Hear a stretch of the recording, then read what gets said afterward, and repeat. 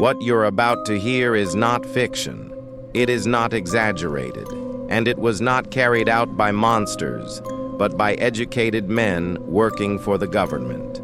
For decades, Japan denied it ever happened. This is the story of Unit 731, one of the darkest crimes in human history. During the 1930s and early 1940s, Imperial Japan was expanding aggressively across East Asia. War with China had already begun, and conflict with Western powers was approaching. Behind the front lines, far from international attention, Japan was preparing for something else: biological warfare. In occupied regions of China, the Japanese military established a secret research program disguised as a medical unit.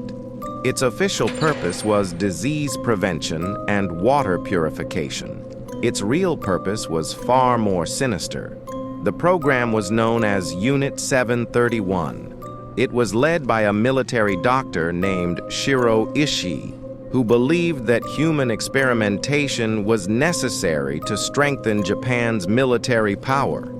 The facility operated in complete secrecy, with full support from the Japanese army.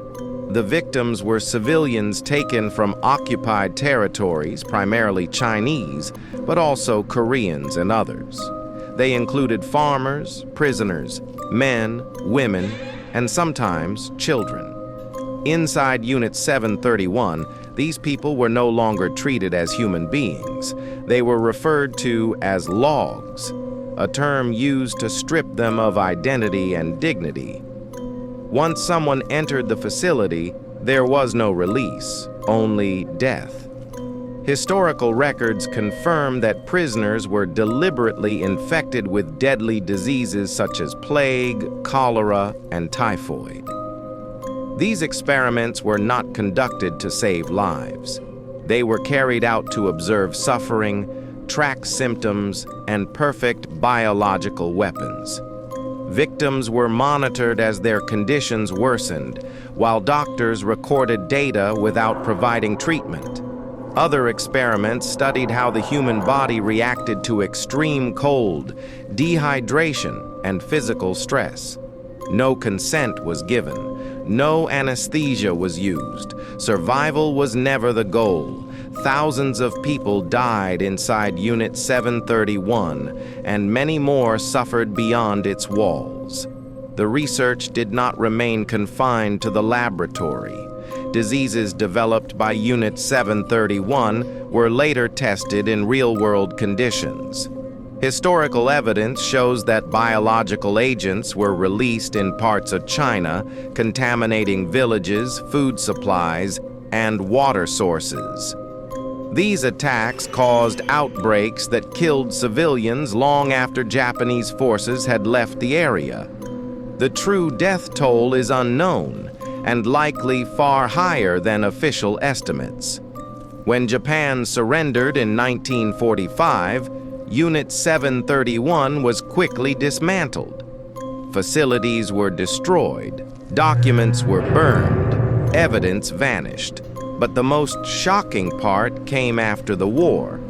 Instead of being prosecuted, many leaders of Unit 731 were granted immunity by the United States in exchange for their research data.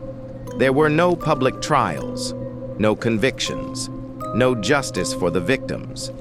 For decades, Japan officially denied that Unit 731 even existed.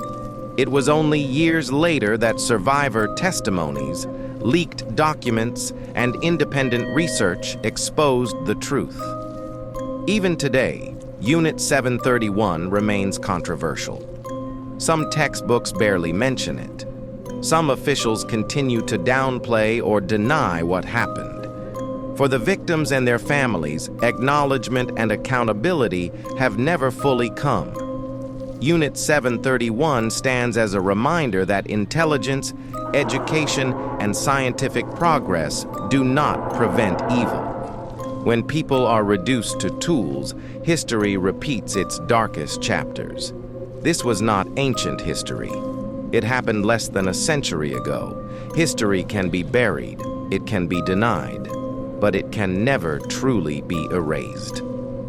Don't forget to subscribe to my YouTube channel. The End.